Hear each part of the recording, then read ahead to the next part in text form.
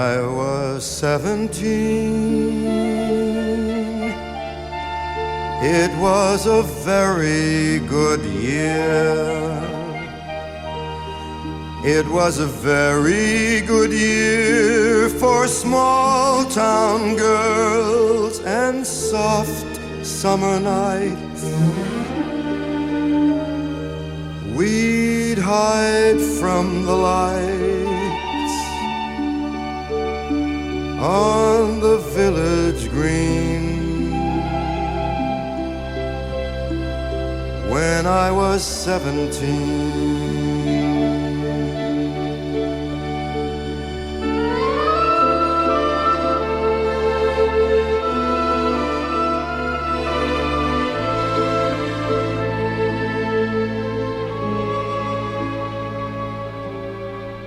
when I was 21, it was a very good year. It was a very good year for city girls who lived up the stair with all that perfumed hair. And it came undone when I was 21.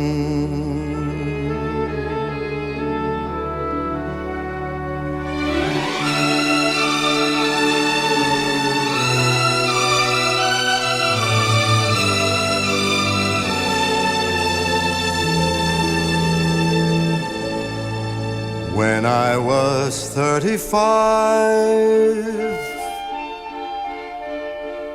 it was a very good year. It was a very good year for blue-blooded girls of independent means. We'd ride in limousines, their chauffeurs would drive. When I was 35,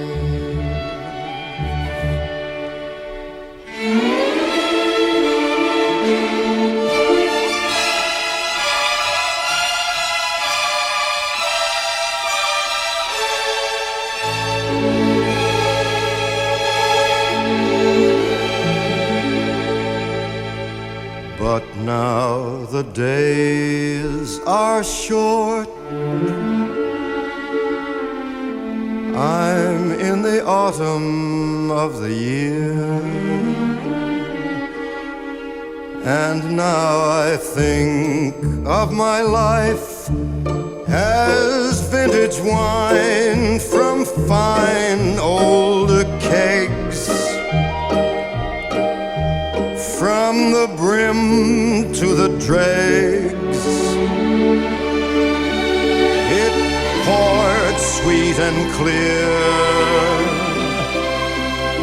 It was a very good year.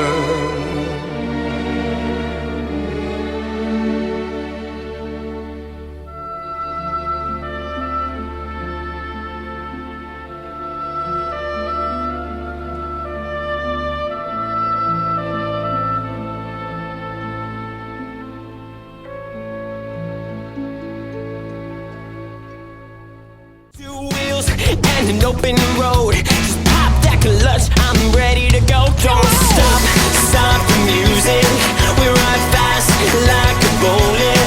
We do anything we want, anytime we want, oh yeah. We just ride all day. We're not gonna live any other way, oh no, we're not gonna live. It was a teenage wedding and the old folks wished them well. You could see that Pierre just drooling of the mademoiselle. And now the young monsieur and madame upon the chapel bell. C'est la vie, say the old folks, he goes to show you never can tell.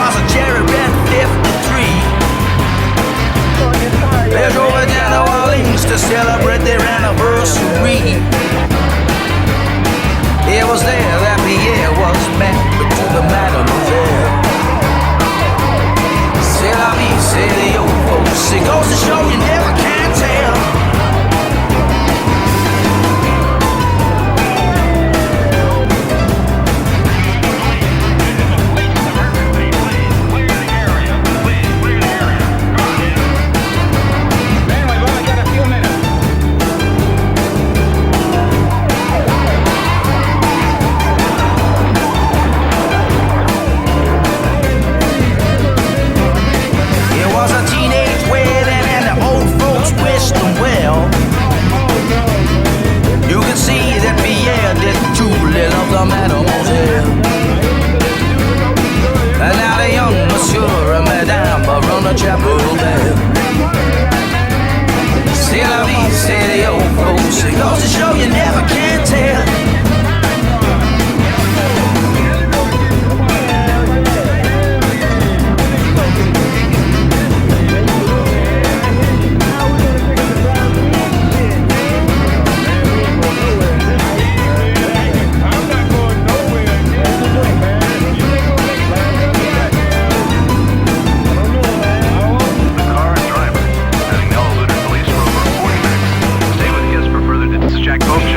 Newsroom, and now here's the #1 song in Los Angeles. What's going on, officer? Let's have the license, sir.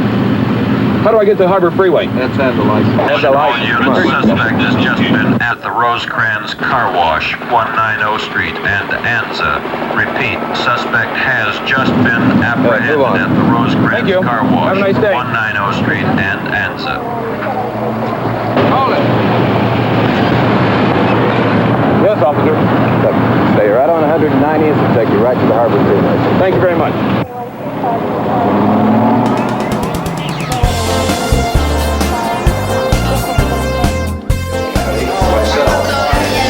All still here that was raised by the activity. And I don't understand why, after all these years, that we're here honoring the little guy who can't see shit without his glasses. Anybody who's done that cast certainly understands what that is. Just one more thing before I hand the mic back to our MC. Arlen, I have a present for you, and Arlen said, don't worry about dinner. He's going to take care of it.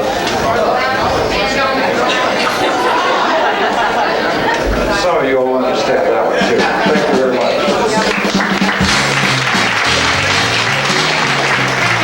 Thanks, Larry. You people on table F, I know you are really involved in your group. We're here roasting this particular person tonight. We would appreciate that you kept your dialogue down just to a roar. You just heard it. Okay? Thank you very much. Thank you. Okay, now we're going to get on with this. Guys? Okay. Arlen. I have a regular standard speech role. Well, I'm really pleased, actually, to have been asked. Well, actually, it was more like a, I can't talk over you. Keep it down. I'm not going to tell you again.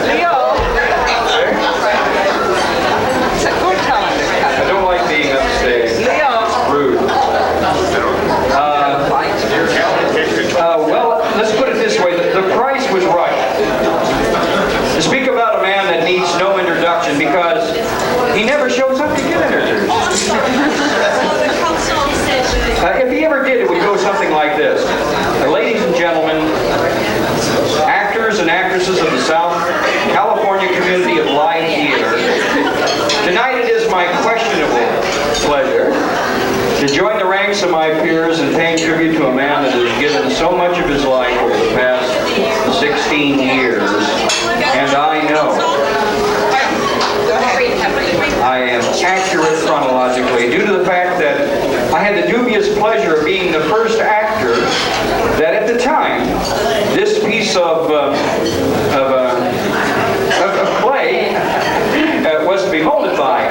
I still recall his first words to me. He said, and I quote, I've been told that you're one of them actor fellers, and I'm really looking forward to becoming an actor, and I know I'll learn a lot from you about acting, but the rest of the cast said I'll probably overcome it.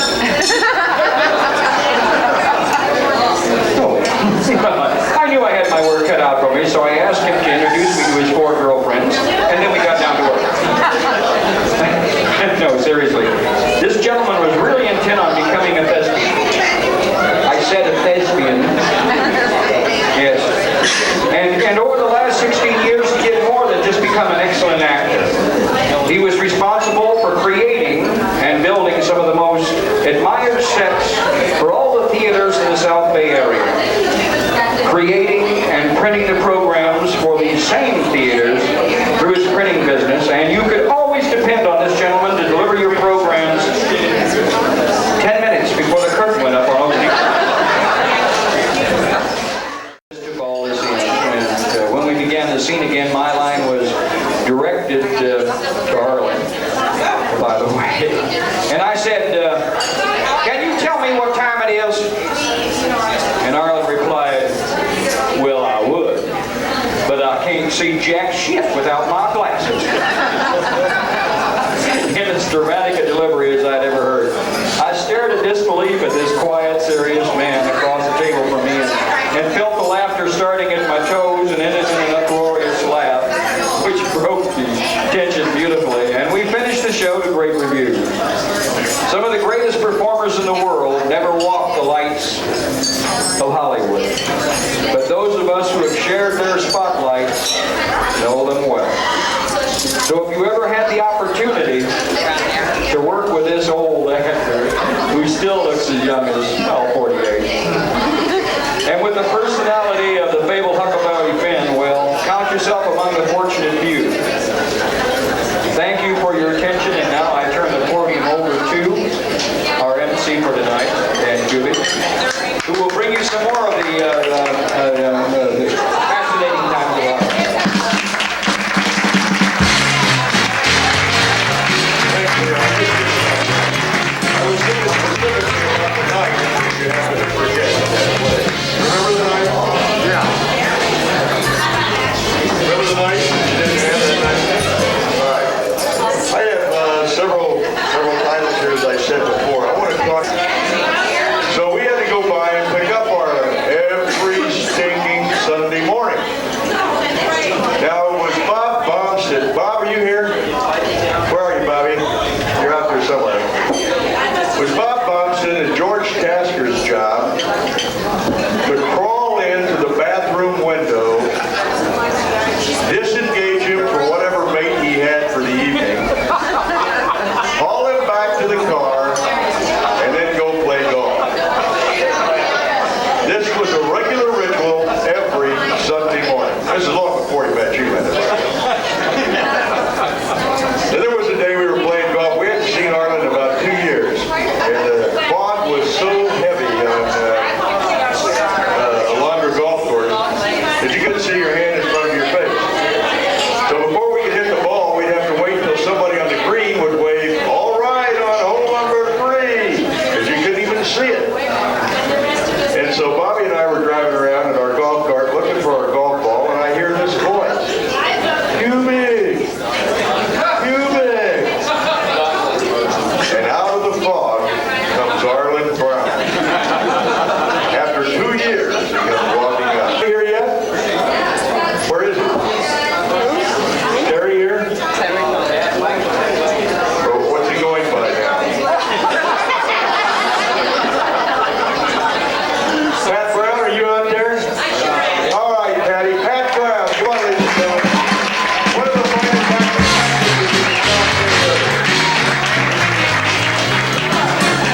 now doing a show which you might have read about.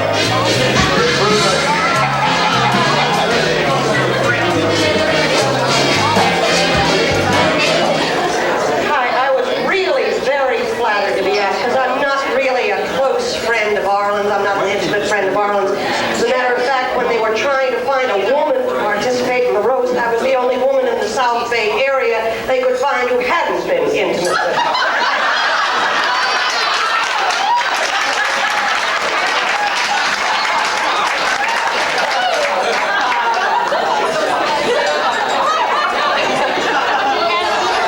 I first met him when I walked into the Torrance Community Theater and I found all the big guns were making leaves. Louise Nuschel was sitting in a corner making leaves. Pat Patterson was in a corner. Dick Cesati was in a corner. What are all these huge,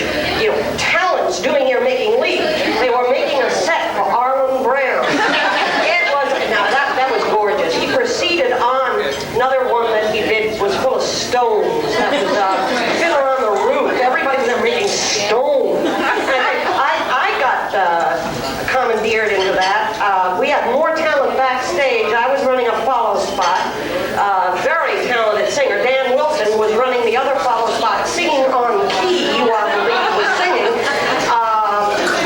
Dixon Lottie was pushing, Rick Ivy was pushing scenery, all for Arlan Brown, but that's really not what he is famous for. I was in the inner lobby of the theater when three gorgeous women were discussing what the ideal, what the perfect lover would be. And Gina said, oh, obviously, you know, it's Paul Newman, a marvelous man with an intellect, beautiful eyes. No, said Sophia. You need a man who's got more, a wiry man, more athletic man. Frank Sinatra really is the ideal lover. And Bo Derek said, Arlan Brown. And the other two said, who the hell is Arlan Brown? And she said, I don't know, but everybody around here says, fuck Arlan Brown. We love you.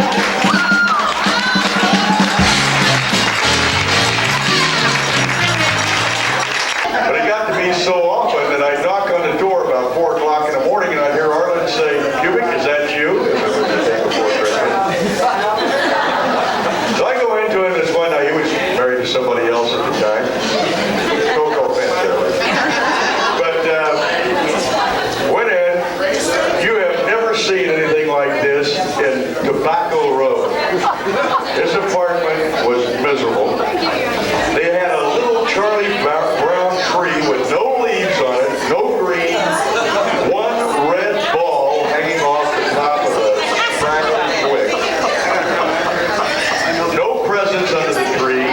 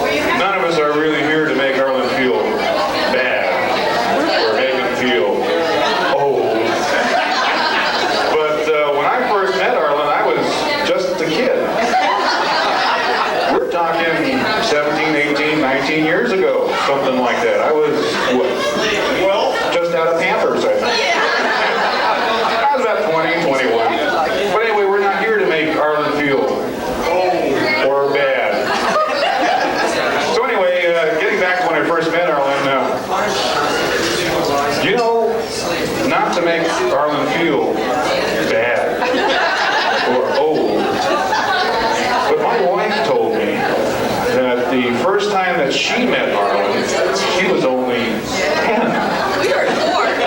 10 years old. A while back. Anyway, meeting Arlen was quite a privilege, and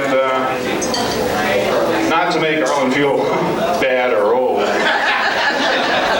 but my brother-in-law, who is a highly respected aerospace engineer at this time, when he first met Arlen, was only 7, doing a play at the Morgan Theater. Was when I got involved with a group of people down at Showcase Theater in Hawthorne. I was coming out of college and moving into community theater, and I said, this is the big time. And I ran into a whole bunch of people like Dan, Leo, Gene Warwick. And I had a lot of respect for these guys. And then I got to know them. Anyway, there was Arlen. Now, I was in awe of Arlen for some reason. I mean, he just looked like somebody. I couldn't quite figure it out. I mean, was this guy an actor or what? And then when I was introduced to him, I realized this guy is just cool. I mean, Arlen was cool, you know? Let me give you a little idea what it's like. Take it all off. Okay, now just pretend there's no hair here, okay?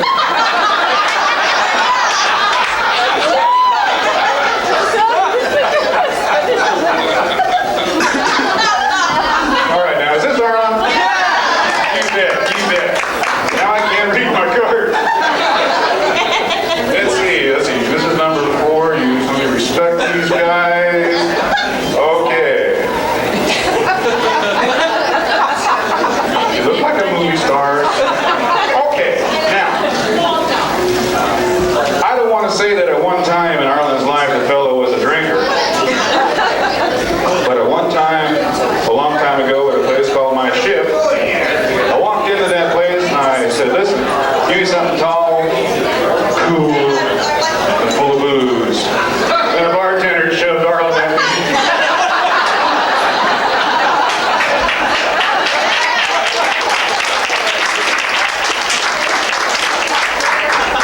Now, there was a time when this guy used to travel everywhere with a thermos. Do you remember this thermos, everybody? Yeah. Full of margaritas. That was in one hand. In the other hand was a paper bag with a bottle of tequila chasers.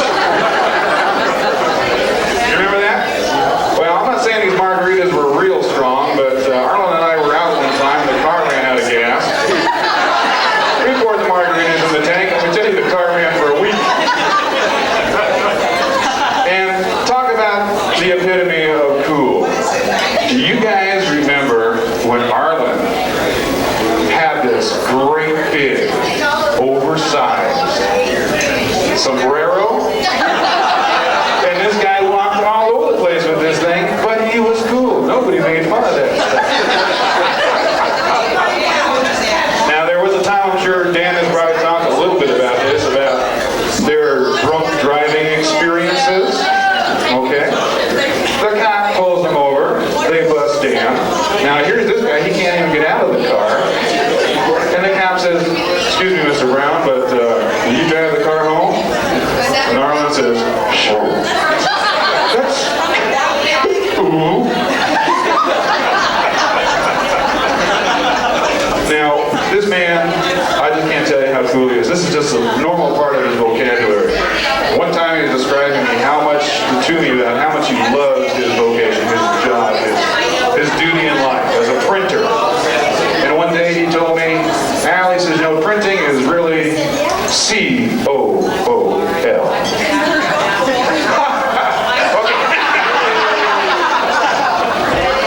He also had a little problem with the law. There was a time when he was making real big money. About a quarter of an inch too big.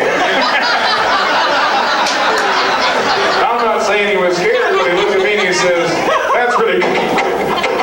He couldn't say cool that time.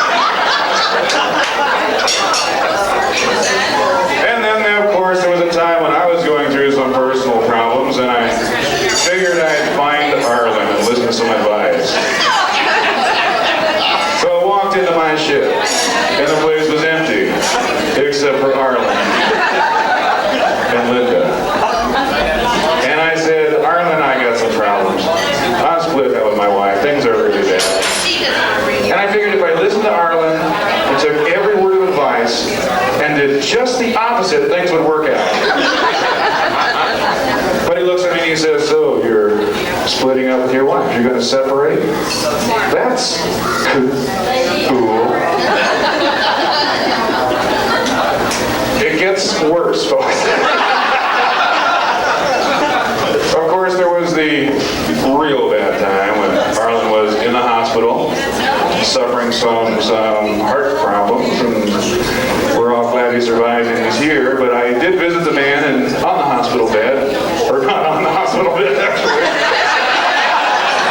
in the hospital.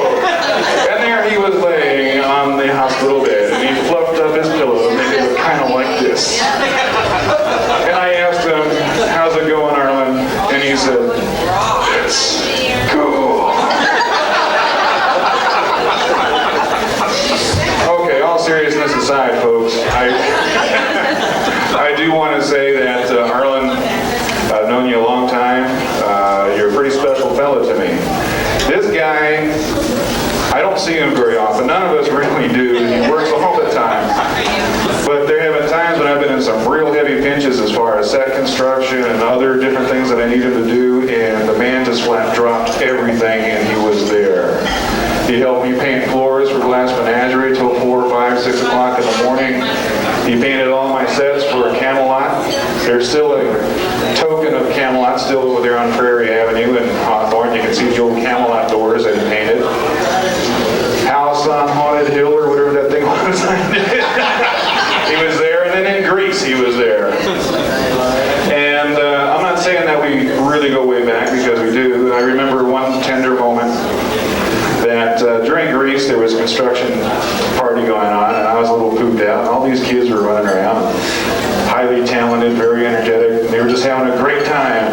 And I was sitting next to Arlan, and I said, Arlan, I said, isn't this something? All these kids, man, they're so great. They're so new theater. They're really wonderful. And Arlan put his arm around me and he says, you know, because I remember when you were one of those.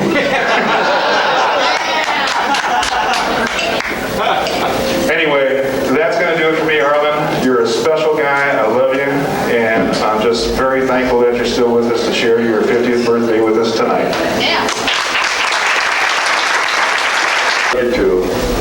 Happy birthday, Arlan. Arlan, you want to say a couple of words? Yeah, before say we a have a little couple class? Come on, get up.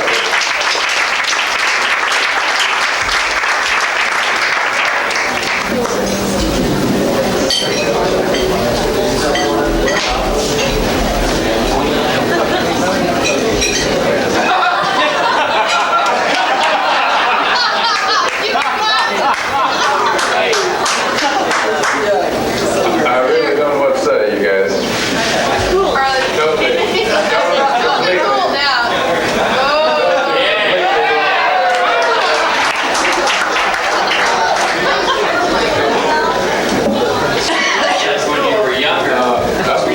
I was really surprised tonight.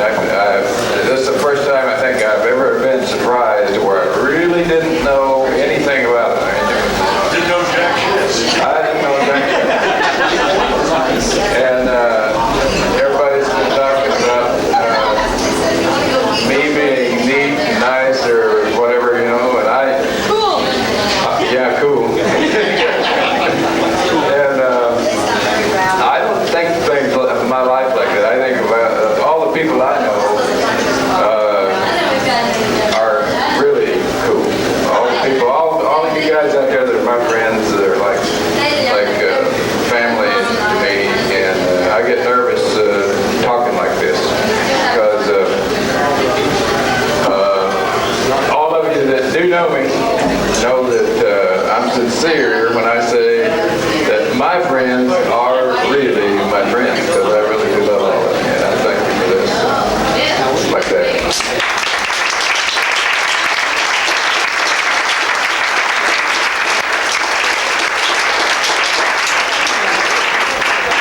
Okay, as I said, we never know what's going to happen. Ron's going to get up and sing a couple of songs, so why don't you have a couple of drinks? Maybe we'll get back to some of this a little later on.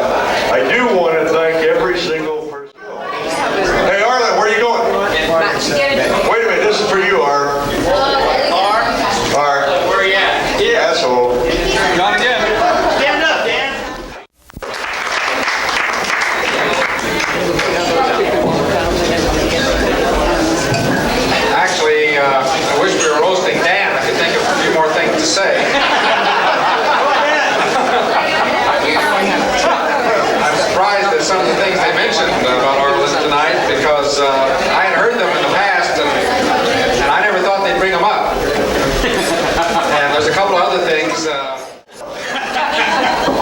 Stand up. All right. I was afraid I was going to have to do this a cappella, but lo and behold, as all good things should have it, Mr. Gall comes to our rescue. Johnny Gall here Friday, Saturday, and Sunday night, ladies and gentlemen. Arlan, this one's for you.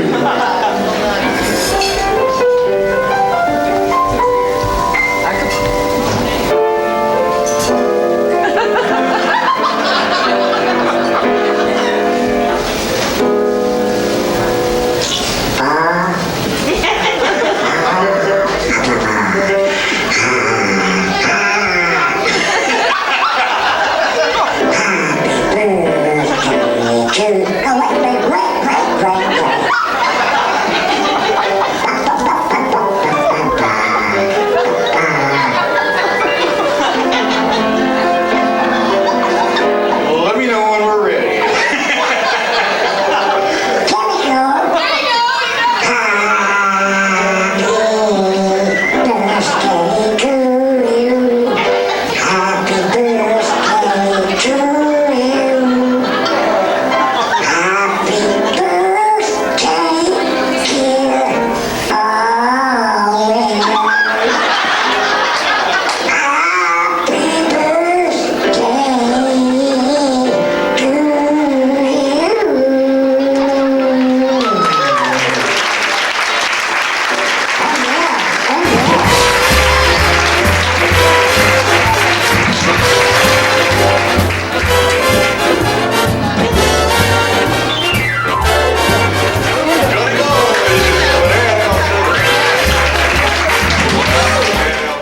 Happy birthday. About some of my lyric past.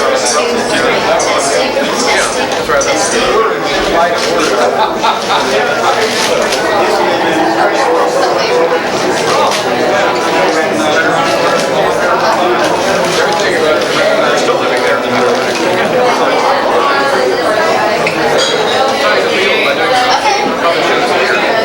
All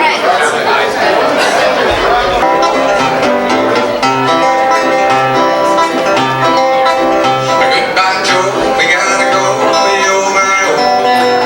We got to go. Oh, we can roll down the bayou. My key on sweet as one. Oh my, oh. Son of a gun.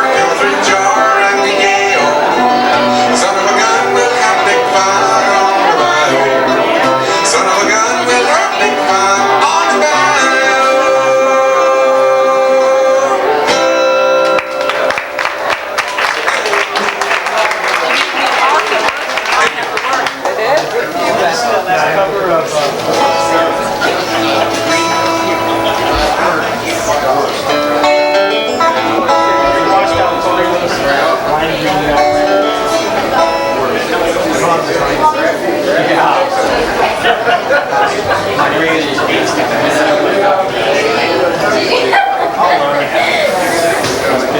we'll do some more shit kicking music for you here. Down at character here for Seymour Hayes. That's what we do. So we're gonna do one called